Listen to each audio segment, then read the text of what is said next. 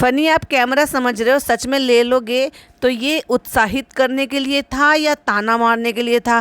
क्योंकि वो तो बड़ी क्यूरियोसिटी से देख रहा था कि भाई मैं समझ लूँ, देख लूँ कैसे इस्तेमाल होता है, कैसे होता है, ताकि मैं चालू को सिखा सकूँ। और चालू का क्या था कि मतलब यही इंटेंशन थी, या इंटेंशन ये थी कि मैं सबके सामने ये जलील करूँ कि तुम चाहकर भी इसको खरीद नहीं सकते क्योंकि तुम कमाते नहीं हो? क्या यही था मतलब? तो फनी ने भी कह दिया हाँ हाँ लेंगे। सही था, मैंने सोचा था कि पहले भाई ले लेंगे, उसके बाद फिर हम भी ले लेंगे, मगर पहले भाई ले आए। और ये जो कैमरा है भाई, ये 60 से 65 के बीच का कैमरा है। क्या भाई तुम बांधोगी रिबन? नहीं नहीं भाभी बांध देंगी। मतलब इतना ऐसे दिखा रहे हैं, ओ माय गॉड। चाहे 15-15 दिन तक एक दूसरे की शक्ल तक नहीं देखते ये, ना नीचे वाले ऊपर आते हैं ना ऊपर वाले नीचे जाते हैं। इवन ये भी नहीं पता चलता कि क्या नया मेरी बहन ने अचीवमेंट किया है, या मैं अपने भाई को फ़ोन करके बताऊं कि देखो मैंने अपनी लाइफ का एक और माइलस्टोन पार किया है, या मैंने कुछ नया अचीव किया है। एक दूसरे के व्लॉग भी कई कई दिनों बाद देखकर इनको कुछ नई चीज़ों का पता चलता है, लेकिन दिखा ऐसे रहे ओ जैसे बिल्कुल जो ना 5 टाइम का साथ में नमाज की जमात अदा करते हो कि 5 बार तो मिलते ही मिलते हैं, कम से कम साथ में खाना पीना खा रहे हो दोनों तीनों टाइम। ऐसे दिखाने की कोशिश कर रहे हैं। क्यों? क्योंकि व्यूज जो डाउन जा रहे हैं इनके। Hi friends, welcome back to my channel. Channel में न्यू है तो चैनल को सब्सक्राइब कर ले और साथ ही साथ बेल आइकन प्रेस कर दे, जिससे कि हमारे आने वाली वीडियो की नोटिफिकेशन आपको पहले ही मिल जाए। ये देखो भाई, सबसे पहले मैं आपके साथ एक चीज़ शेयर करना चाहती हूँ। स्क्रीन पे देखिए, ये इनकी अम्मी ने सूट पहन रखा है और ये चालू ने भी सूट पहन रखा है। दोनों ने एक जैसा सूट पहन रखा। क्या ये चालू का सूट है जो अम्मी भी पहन लेती है और चालू भी पहन लेती है? क्योंकि अब तो चालू लगभग अम्मी के बराबर की होती जा रही है। एक ज़माना ये भी था, अब स्क्रीन की तरफ देखिए, एक ज़माना ये भी था कि जब चालू अपनी थोड़ी शेप में हुआ करती थी तो वो ये ड्रेस पहनती थी, और आज इस ड्रेस को कौन पहन रहा है नहीं पता चला। तो चलिए पूरी पिक्चर शेयर करती हूँ। ये देखो, ये रीसेंट पिक्चर है फारा की, जब वो अभी रीसेंट आई थी, वो 2-3 दिन के लिए, और तब उसने ये कुर्ती पहनी हुई थी। और मुझे ऐसा लग रहा था कि मैंने ये कहीं देखा है। जब लॉकडाउन के बाद पहली बार ये लोग जब बाहर गए थे ना सारे के सारे छुट्टी मनाने के लिए, तो उस दौरान ये चालू अप्पी ने पहन रखा था। क्योंकि जब शुरू में इन्होंने चैनल शुरू किया था तब तो चालू अप्पी जो है ना थोड़ी शेप में थी ना, तो उस दौरान की ये ड्रेस है। और जब ये धीरे धीरे मोटी होती चली गई तो ये उठा के कभी वो शहर को दे देती हैं, दोनों मैडम और दोनों ननद भाभी दोनों मिलके, और कभी फारा को दे देती है। फारा जो है कभी उसमें जो है फिटिंग लगा लेती है, और ऐसे ही सूटों के साथ भी चलता है। और अब चालू अप्पी जो है वो अच्छी खासी सेहतमंद हो गई है, तो हो सकता है भैया अम्मी बेटी दोनों अदल बदल के पहन लेती हो, या अम्मी बेटी के पहन लेती हो, क्योंकि अम्मी को सूटों का बहुत ज़्यादा शौक है। चलो मैं मजाक कर रही हूँ, अभी थोड़ा सा फ़र्क है, हो सकता है दोनों ने एक जैसे ले ली, क्योंकि बहुत ज़्यादा शौक है ना, हम दोनों एक जैसे बनाएंगे। इससे पहले भी आपने देखा होगा ना, एक ड्रेस और थी इन्होंने जब ये अभी रिसेंट जो घूमने के लिए गए पूरी फैमिली के साथ जो गए थे, जिसमें दोनों खाला है नानी सब थे, तो ये देखो स्क्रीनशॉट लगाया है, ये ड्रेस एक जैसी। तो इनको शौक ही है तो बात अलग ही है भाई। और जब भाभी गई थी नीचे खाना देने के लिए, सॉरी खीर देने के लिए, तो चालू बेड पर बैठकर खाना खा रही थी बिना दस्तरखान बिछाए हुए। और देखो अब क्योंकि चालू की क्रेविंग दूर की जा रही है। भाई एक बात बताओ, जब ये लोग जिम जा रहे हैं और मीठा नहीं खा रहे, अम्मी डायबिटिक हैं, पिज़्ज़ा को जो है प्री डायबिटिक आई है, यानी कि उसको भी ये खुद चालू नहीं बताया था ना कि मीठा वीठा सब बंद करा रहे हैं। फनी मीठा खा नहीं रहा, मीठे के लिए कितनी नौटंकी करी थी उसने। तो भाई खीर बनाई किसके लिए? जनाब खाते नहीं है, मीठा भी नहीं खाते, और जनाब है भी नहीं घर पे, और मैडम खुद डाइटिंग पर है। तो ये चालू की क्रेविंग को दूर करने के लिए बनाया गया था। क्यों? क्योंकि चालू खा रही है, और भाई बता तो रहे नहीं है। और वैसे भी चालू ने कहा था मुझे भाभी के हाथ की खीर बहुत पसंद है, भाभी खीर बहुत अच्छी बनाती हैं। क्योंकि पूरा घर जो है वो पैम्परिंग करने पे लगा पड़ा है। तो मेसी मैडम समझ लीजिए, इसको कहते हैं असली पैम्परिंग, और इसको कहते हैं न्यू मेहमान के आने की खुशी में जो लोग बिछे पड़े हैं ना हर चीज़। फनी ने सारा काम धाम छोड़ रखे हैं, टोटल 100% चालू के आगे पीछे लगा रहता है। अम्मी ने आलस छोड़ रखा है, जब वो कह रही है तब वो चीज़ें बनाकर वही चीज़ें खिला के अपने हाथों से खाना सर्व कर करके दे रही हैं, बेटी को भी और घर जमाई को भी। और कितनी चालू है चालू। जब उसको ये बोला गया था, लोगों ने ये इसको कमेंट किए थे कि बिना दस्तरखान बिछाए हुए ज़मीन पे बैठ के ऐसे खाना खा लेते हो, तो वहाँ पे बैठे हुए क्या कहा था इसने, देखो ये रखा, इसी को दस्तरखान कहते हैं, हम इसी को बिछा के इसी के ऊपर खाना खा लेते हैं, और ये यहीं रखी रहती है। और अब जब बेड पर खाना आलती पालती लगा के बैठी है, तो अब दस्तरखान कहाँ है? झूठी चालू अप्पी। और बार बार झूठ बोल रहे हैं, क्योंकि पर्दा डाल रहे हैं तो भाई तो झूठ तो बोल ही रहे हैं। तबीयत खराब है, तबीयत खराब है, कौन सी तबीयत खराब है ये तो बताते ही नहीं हो आप। सच को छुपाने के लिए अलग अलग बहाने बना रहे हैं। चलो तुम गर्म पानी पीना, चलो तुम्हें बुखार है, बुखार की मशीन मंगा लिए, नाप रही है। तो भाई एक बार बताओ, कौन बंदा ऐसा है जो बुखार में, नज़ले खांसी जुकाम में गोलगप्पे खाता हो। कौन से डॉक्टर ने उसको डाइट में रेकमेंड किए कि गोलगप्पे खाओ, वो बात अलग है कि भाई अगर आपकी प्रेगनेंसी है और आपको जो है ना कुछ अच्छा तीखा कुछ ऐसा खाने का मन कर रहा है, पर वो भी जो है ना शुरुआत में 1 महीने में 2 महीने में क्रेविंग नहीं होती है, 3 महीने के बाद क्रेविंग होती है। क्यों?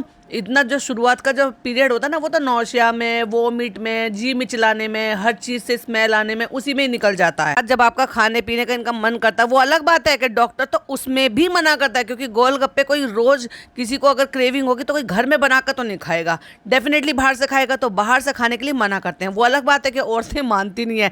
मैंने भी नहीं माना था भाई, मैंने अपने बेटे के टाइम पे भर भर के गोलगप्पे खाए थे, और सबसे ज़्यादा जो मुझे अच्छा लगता था ना वो गोलगप्पे ही रखते थे। तीखा मैंने बहुत खाया अपने बेटे के टाइम पर, और बेटी के टाइम पे मैं कुछ खा ही नहीं पाती थी। क्यों? क्योंकि उसी टाइम पर 3-4 महीने हुए थे, और 4 महीने के बाद भी जब मेरी वॉमिट बंद नहीं हुई थी तो डॉक्टर को कुछ शक हुआ। उसके दौरान उसने फिर मुझसे कहा कि आप पूरे पेट का अल्ट्रासाउंड करा कर आओ, एंड देन डायग्नोस्ड हुआ था कि मुझे गॉल ब्लैडर स्टोन है। दैट्स वाई मेरी 6-7-8 महीने तक भी मेरी वॉमिट बंद नहीं हुई थी।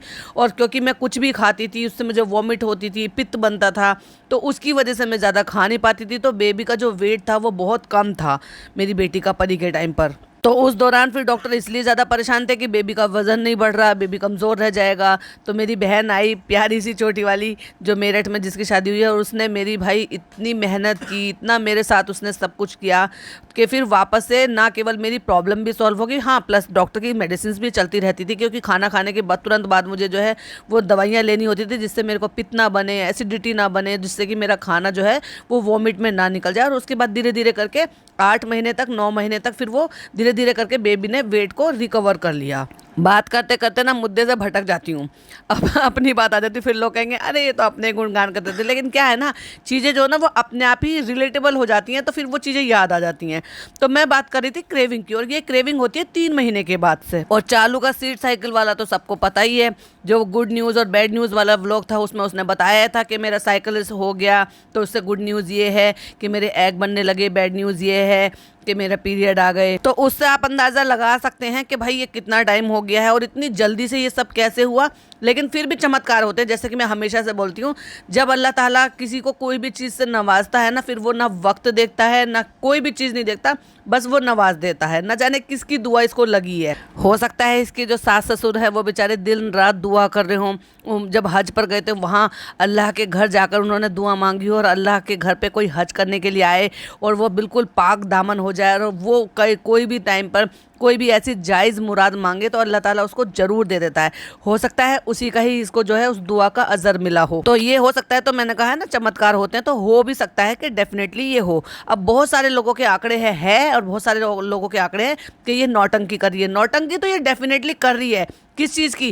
कि इसने प्रेगनेंसी को, अगर है तो प्रेगनेंसी, तो उसको बीमारी बनाकर रख दिया है। मैंने इसके IVF ट्रीटमेंट के बारे में जैसे ये कर रही थी ना कि भाई हम, जिसने 1-2 दफ़ा बोला भी था, उससे रिलेटेड एक वीडियो देखी, तो वो जो डॉक्टर है, डॉक्टर जिंदल हॉस्पिटल के डॉक्टर हैं, वो उन्होंने इतनी डिटेल में ऐसी चीज़ें समझा रखी हैं। अब मैं इतने अच्छे से और क्लियरली तरीके से समझ गई हूँ कि ये जो IVF प्रोसेस होता है ये किस किस तरह से कैसे कैसे होता है, उसमें स्टेप बाय स्टेप क्या क्या करते हैं। तो इन्होंने प्रेगनेंसी को बीमारी बीमारी बीमारी, किसी चीज़ को इतना भी मत गाओ, जबान पे इतना भी मत लेकर आओ, ना जाने कौन से टाइम की चीज़ें जो ना जो फरिश्ते सुन ले और वो चीज़ें जो ना पूरी हो जाए। तो ये कहते हैं अल्लाह से हर चीज़ अच्छा अच्छा अच्छा अच्छा पॉजिटिव बोलना चाहिए। हर टाइम ये बोलना मैं बीमार हूँ फ्रेंड्स, मैं बीमार हूँ, अगर मेरी तबीयत ठीक होती तो मैं पिज़्ज़ा की हेल्प कर देती गोलगप्पे बनाने में। तो एक ही बात को जितनी बार दोहराओगे दोहराओगे दोहराओगे तो फिर वैसे ही नेगेटिविटी आनी शुरू हो जाती है फिर। और एक और हिपोक्रेसी की हद देखो, भाभी खीर बना कर लेकर आई है, चालू कितनी खुश हुई, अच्छा अच्छा खीर बनाई है, आज बनाई थी? नहीं नहीं नहीं, मैंने कल रात बनाई थी, कल रात देर से बनाई थी, तो इसलिए मैंने सोचा फ्रिज में ठंडी रख के तुम्हें दे दूं। जब रात ही बनाई थी तो भाई रात को ही दे देनी चाहिए थी, वैसे भी देर तक जागते हैं तो। और इतनी सारी बनाई थी लेकिन इतने से डब्बे में लेकर आई, मतलब भगोना भर रहा था, आपने देखा होगा, लेकिन लाई कितनी सी थी, इतनी सी थी। और उसके आते के साथ ही लपक के कितनी जल्दी खोला फनी ने डब्बा। मतलब एक बात बताओ, वो जो खिचड़ी में दूध डाल के इनकी सास ने दे दिया था और ये मीठा नहीं खा रहा है, इसकी वजह से इतना गंदा मुंह, सड़ा सा मुंह बना के बताता, ए मीठा नहीं खाना, मुझे मीठा क्यों डाल दिया इसमें। तुम ही खा लो मेरे हिस्से का भी। तो वो कह रही थी हम अपने हिस्से का खा चुके हैं फनी, नहीं तो तुम ही खा लो सो। तो अब वो कब कौन खाएगा पता है, फिर वो उनकी अम्मी ने खाया होगा, क्योंकि उनको भी बहुत पसंद है खिचड़ी में इस तरह से दूध डाल के खाना, क्योंकि उसमें मीठा डाल दिया था। उसके लिए इतनी नौटंकी दिखा रहा था, जैसे अपनी माँ पे अमला दखला दिखाते हैं ना औलाद, ऐसे ही अपनी सास को नौकरानी समझने लगा है क्या भाई, ज़्यादा एटीट्यूड में आ गया है क्या, हर टाइम तो धोस जमा के उससे खाना मांगता रहता है, जैसे माँ से बच्चे मांगे, जैसे चालू मांगे पूरे अपनी माँ से हक से, चाहे शादीशुदा हो या बिना शादीशुदा हो। तो उनका तो समझ में आता है कि अपनी माँ से हक से मांग रहे हैं। एक घर जमाई का अपनी सास से इस तरह से, खाने में क्या बनाया है आज, खाने में क्या बनाया है, शर्म नहीं आती है। तो एक तरफ मीठा खाने के लिए गंदा सा मुंह बना रहा था, सड़ा सा मुंह बना रहा था, क्यों, क्योंकि वो उसको पसंद नहीं आया होगा।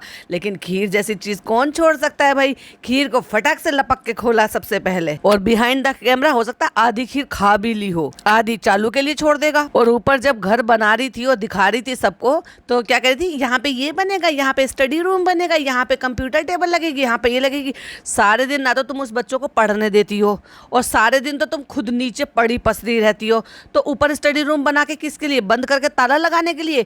क्या तुम ऊपर बच्चों को शिफ्ट करा रही हो कि यहाँ पे बैठ के पढ़ना, या अपने लिए सिर्फ चोचलेबाजी करना है, दिखावा करना है कि देखो हमने यहाँ पे स्टडी बनाई है? भाई स्टडी बनाई जाती है उनके लिए जिनका रेगुलर वहाँ पर बैठकर पढ़ने का काम हो या कुछ हो, या फिर ये कह सकते हो आप जैसे मैडम है, मैडम कंप्यूटर पे अपना काम करती हैं या लैपटॉप पे अपना काम करती हैं, तो पर्टिकुलरली उनके लिए कोई एक ऐसी जगह हो जहाँ पर वो बैठ के अपना काम कर सके, डाइनिंग टेबल पे बैठ के काम करती हैं, तो समझ में आता है। लेकिन घर डिजाइन हो रहा है, हर चीज़ होनी चाहिए, चाहे फिर वो यूजफुल हो या ना हो। बच्चों के लिए स्टडी बनवा रही है, जैसे बच्चों को वाकई यहाँ पे पढ़ने देगी, पढ़ने तो उनको देती नहीं है, यूज़ कहाँ से करने देगी। सड़क पे उस पे सॉरी जमीन पे कपड़ा बिछा के, चटाई बिछा के, चद्दर बिछा के, जो बिल्कुल हार्ड होती है, पतली सी चद्दर होती है, उस तक पे तो सोती है। कम से कम उसके लिए सोफ़ा कम बेड जो फोल्ड होके 3 सीटर सोफ़ा बन जाता है, और दिन रात को उसको बिछा के गद्दा जो 8 इंच का 6 इंच का आता है उसको ले लो। कम से कम जमीन पे कमर अकड़ने से तो अच्छा ही है ना कि वो उस गद्दे पे दिन में उसको सोफ़ा बना के एक साइड में को रख दो। अब तो वैसे भी एक साइड फ्री हो गई, एक साइड तो एल शेप में पड़ा हुआ है, और एक साइड में प्लास्टिक की कुर्सी डालते, तो वो प्लास्टिक की कुर्सी हटाओ, वो 3 सीटर सोफ़ा बन जाएगा। रात को उसी जगह में वो बड़े आराम से उसको बिछा के वो सो भी सकती है। नानी आती है, वो जमीन पे बेचारी चटाई पे पड़ी रहती है बुजुर्ग में, और कोई और आता है, इनकी पिज़्ज़ा की मम्मी आती है, वो भी जमीन पे पड़ी रहती है, क्योंकि नहीं भाई बेड पे तो सिर्फ हमारी अम्मी, सुतारा अम्मी का काम है ना सोने का, सिर्फ वो सो सकती हैं बेड पे, बाकी कोई और सो नहीं सकता बेड पे, गद्दे पे। और यही तो इसने पहले किया और यही अब करा। इतना ज्ञान बांट रही थी ना बैठ के कि देखो मेहनत तो लगती है, कोई भी स्मॉल बिजनेस करो, ये करो। जब तुम्हें अपने लिए इतना बुरा लग रहा है कि लोगों ने गलत रिव्यूज़ दे रखे हैं, गलत कमेंट्स करते हैं वहाँ पर, तो सोच कर देखो भाई भाभी को बुरा नहीं लगता होगा, भाभी को बुरा नहीं लगता होगा। एक तो तुम्हारी वजह से वो ट्रोल हो चुकी है। जब तुम्हारे कपड़े बनाए थे तब तुम सामने नहीं आई, सॉरी टू से लेके नहीं आई, सामने से बताने के लिए नहीं आई। जैसे एक वीडियो बनाई थी ना, फनी ऐसा नहीं है, फनी की सच्चाई, तो ऐसे भाभी की सच्चाई लेकर भी एक और वीडियो आ जाती सपोर्ट में। पर नहीं, अपना काम बनता, भाड़ में जाए जनता। अब तो हमारी शादी हो ही रही है, फिक्स हो गई है, अब तो अनाउंस भी हो गई है, हमें क्या ही फ़र्क पड़ता है। और जब ट्रोलिंग हुई थी तो तब तो ये था कि अब तो कोई मतलब ही नहीं, हमारी शादी तो हो चुकी है, अब ये हम जब इन्होंने हमारे कपड़े बिगाड़े तो अब सुनने भी पड़ेगा। तो पूरा बदला लिया इस चालू ने, ना केवल अपने फ़ोटो शूट कराए बल्कि उन कमेंट्स को भी लाइक किया जिन कमेंट्स को लोगों ने ये कहा था कि भाभी ने तो कपड़े बिगाड़ दिए थे, ये भी तो अच्छे कपड़े हैं, जिसमें भी तो अच्छी लग रही है ये उन कपड़ों से। और उन कमेंट्स को इसने लाइक हार्ट दिए। और ऐसे ही अब अरे दिखावे के लिए से अपनी वीडियो में बोल देती कि ऐसे बैड कमेंट्स मत करो या मत करो, वो बहुत अच्छे डिज़ाइन है, कैसे कर रहे थे। और फनी तो भाई, फनी तो अंदर ही अंदर बड़ा खुश हो रहा होगा, क्योंकि उसका तो 36 का आंकड़ा रहता है भाई भाभी के सामने साथ में, क्योंकि वही तो थे जो सबसे पहले शादी के खिलाफ नहीं थे। उसके बाद हो सकता है वो अंदर ही अंदर ये सारी बातें हुई भी हों कि इनसे ये कही हो कि भाई तुम जो है तुमने तो प्लान भी नहीं किया था और तुम यहाँ रहने लगे हो। अब भाई भाभी को दिक्कत तो होती है भाई फनी के यहाँ से रहने से, क्योंकि अच्छा खासा वो विधा। और कितनी नौटंकी भाई, मुझे याद आया पुराने व्लॉग देखे तो कितनी नौटंकी, रो रो के अरे मेरी प्यारी गुड़िया ऐसे करके रो के रो रही थी। और अम्मी ने करी कल से अम्मी का तो रोना ही बंद नहीं हो रहा था। क्यों रोना बंद नहीं हो रहा था? तुम्हारी बेटी जो ना जैसे 2 दिन के लिए 3 दिन के लिए पिकनिक मनाने के लिए चलेगी ना, ऐसी शादी के बाद 1 हफ्ते के लिए पिकनिक मनाने के लिए वहाँ पर रुक गई थी, जैसे अभी भी चली जाती है, तो बस वैसे ही रुकने के लिए गई थी। 1 हफ्ते के रुकने की वजह से इतना गिड़गिड़ा के रो रही थी, जबकि तुम्हें तो पता था कि तुम्हारी बेटी परमानेंट यहीं रहने वाली, तुम्हारी छाती पर और दूसरे किसी और के बेटे को भी लेकर साथ में रहेगी। उनका रोना तो समझ में भी आता है जिनकी बेटियां उनसे बिल्कुल जुदा हो जाती हैं, दूर हो जाती हैं और परमानेंट ही बाहर रहने लग जाती हैं। जिनकी बेटी खुद वही उन्हीं के घर में रहने वाली हो, फ्लोर भी छोड़ो, अब तो दिन रात घर में पड़ी रहती है, उनका रोना कुछ अटपटा नहीं लगता है? कुछ ज्यादा नौटंकी नहीं थी ये? या घर वालों को पता ही नहीं था? ये चालू और फनी की अपनी प्लानिंग थी कि हम शादी के बाद परमानेंट यहीं शिफ्ट हो जाएंगे, किसी को बताएंगे नहीं। हो सकता है उन सबको ये लगा हो कि अब ये यहाँ से मोदाहा में ही रहेगी परमानेंट, इसलिए वो रोना धोना मचा रहे हूँ। तो उस दौरान भी जब ये कपड़े बनाए थे और इतना सब प्यार ये सब कुछ हुआ, चलो माना उन्होंने लाख प्रमोशन किए, लाख कोलैब किए, पैसा भी कमाया, डेली व्लॉग भी डाला, पर इज्जत के साथ शादी तो करी, वो भी उसी आदमी से जिस आदमी को 6 साल से ये डेट करी थी या फिर रिलेशनशिप में थी उसके साथ। चाहे भले उनकी मर्जी थी या नहीं मर्जी, वो कुछ करता था या नहीं करता था, जैसे भी था, इज्जत के साथ शादी तो की। कम से कम ऐसी तो कर दी कि गाँव में देखने दिखाने लायक तो होता ना कि हाँ क्या भाई इन्होंने यहाँ पे आके लाइटिंग की, सो कॉल्ड मेला लगाया। भले ही वो खाना जो भी था वो अपने अपने कुछ लिमिटेड लोगों के लिए था, जिनके लिए इतना हवा बना के रखा था कि हम वहाँ जा रहे हैं, हम वहाँ जा रहे हैं, हमने लखनऊ से खाना अरेंज करवाया, वो भी कुछ लोगों के लिए लखनऊ से अरेंज करवाया, पूरी बारात के लिए नहीं था। बारात के लिए तो वही था जो मोदाहा में चलता है, वही नान और रोटी और जरदार बिरयानी, वो भी कम पड़ गया तो दोबारा से बनाना पड़ा। और कोई अच्छी क्रॉकरी नहीं थी, स्टील की प्लेटों में सर्व कर दिया था। लेकिन फिर भी जैसे भी सही उसका निकाह अच्छे से प्रॉपर वे में ढंग से करवाया, वहाँ पे 4 लोगों के सामने अच्छे से विदाई हुई, और वो भी उसके साथ लव मैरिज को अरेंज मैरिज करके अंजाम दिया। यानी कि किसी को अपना प्यार मिल जाए तो वो क्या बड़ी बात नहीं है। और उसके बावजूद भी, सारे काम होने के बावजूद भी अपनी भाभी के सपोर्ट में नहीं आई, वो भी जब इसको तो कम से कम अंदर ही अंदर पता था ना कि जिन दिनों से आज ये गुजर रही है उन दिनों से मेरी भाभी भी इन्हीं दिनों से गुजर रही होगी। तो कम से कम उसको ये रहता कि देखो ऐसे दिन हो रहे हैं और ऐसे हमें भाभी को स्ट्रेस नहीं देना चाहिए, और उसके सपोर्ट में आके इसको वीडियो बनानी चाहिए थी। तो जैसे ही इनकी शादी निपटी और उसका जो भी वो प्रोसेस था, वो ट्राइमेस्टर चल रहा था, उस दौरान उतनी ट्रोलिंग हुई कि वो 2 महीने के लिए, 1-1.5 महीने के लिए तो बिल्कुल ही उन्होंने संन्यास ले लेते। एक सिंगल व्लॉग स्टोरी कोई नहीं आई थी, क्योंकि इतनी भर भर कर ट्रोलिंग हो रही थी। पर मजाल चालू अपने सपोर्ट में आई और ऐसे ही अब चल रहा है। इतना बैकलेश मिल रहा है, चाहे फिर उनके DKI वाला हो, चाहे फिर वो उनका यूट्यूब हो, चाहे वो जनाब का यूट्यूब हो, सब जगह नेगेटिव नेगेटिव नेगेटिव। उनके लिए भर भर के, उसके DKI के जो कलेक्शन है उसके लिए भर भर के नेगेटिव कमेंट है। मजाल कि चालू अपनी एक वीडियो बना दे, एक शॉर्ट वीडियो बना दे, कुछ भी आके सपोर्ट में बोले। अंदर ही अंदर फनी को तो सुकून ही मिल रहा होगा, क्योंकि भाई भाभी के साथ पंगे जो लिए गए थे ना, वो जो ईद पर जो कांड हुआ था, या यूं कह लो कि भाई भाभी को शायद ये रास नहीं आता यहाँ पे रहता हुआ, क्योंकि अच्छे से और इज्जत से रहने के इनके जो ना कारनामे है नहीं। जब से ये आया है ना, चीजें और बद से बदतर होती चली गई हैं, चाहे फिर वो सोसाइटी में इज्जत हो, चाहे फिर वो कोई भी चीज हो। और रही बात हमारी मैडम की, तो हमारी मैडम जो है ना बेचारी थोड़ा सा सदमे में दिखाई दी मुझे, क्योंकि जब जनाब जा रहे थे और जनाब का जब व्लॉग आया था उसमें जो वो कह रहा था, जाते जाते समझा रहे थे, तो वो इमोशनल हो गई थी इस चीज को लेकर के, जब उन्होंने कहा था ना किसी चीज की फिक्र मत करना, किसी चीज के बारे में ज्यादा सोचना मत, सब अच्छा है, सब अच्छा है। तो इसका मतलब नेगेटिव कमेंट्स का या फिर कह लो कि अच्छा रिस्पॉन्स नहीं मिल रहा है। क्योंकि भाई एक बात बताओ, अगर 100 नोट्स बनाए हैं और उनका उम्मीद ये करी कि 100 नोट्स तो एक ही दिन में चले जाएंगे, या 100 नोट जो है ना एक ही दिन में मैं सबको भेज दूंगी, और वो जहाँ 100 नोट की जगह पे 7 नोट जो है सिर्फ जा रहे हों, उसमें से एक तो अपने ही घर में जा रहा है, तो इसका मतलब 6 जा रहे हो, और वहाँ रिस्पॉन्स ना मिल रहा हो, वहाँ दिल तो दुखेगा ही, कहीं ना कहीं इमोशनली ब्रेकडाउन तो होगा ही होगा। वही हमें नजर भी आया। प्लस सपोर्ट करने के लिए अब 3 से 4 दिन के लिए जनाब भी जा रहे हैं, तो मुझे और भी ज्यादा लगा कि मैडम जो है वो ज्यादा इमोशनल हो रही हैं। चलिए ये थे कुछ पॉइंट्स आपके साथ शेयर करने थे। आई होप आपको वीडियो पसंद आई हो तो लाइक शेयर कीजिएगा, चैनल पे पहली बार आए हैं तो सब्सक्राइब कीजिएगा। और आपकी क्या ओपिनियन, आपने प्रेगनेंसी फेज को जिया है तो आपको किस चीज की क्रेविंग होती थी, या आपने क्या ज्यादा इंजॉय किया, प्लीज मुझे कमेंट में जरूर बताइएगा। मुझे सुनकर मैसेज पढ़कर आपके बहुत अच्छा लगता है। चलिए मिलती हूँ नेक्स्ट वीडियो में। टिल देन बाय बाय, अल्लाह हाफिज, टेक केयर।